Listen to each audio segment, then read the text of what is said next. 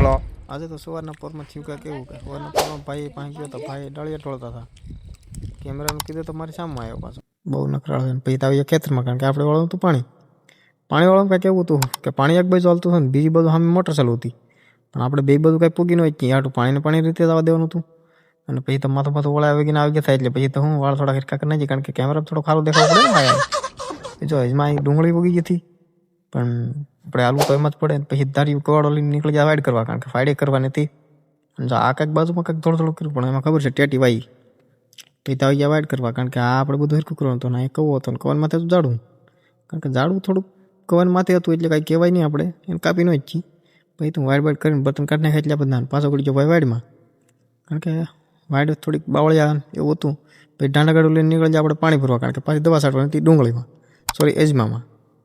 એમાં એવું હતું થોડું આગું હતું એટલે ડાંડાગાડી લઈને નીકળી જાય. પાછા આવી ગયા ભાઈ નળી લઈને, કારણ કે આપણે ટીપણામાંથી નળી લઈને ડાયરેક્ટ પોપ ભરવાનો હતો.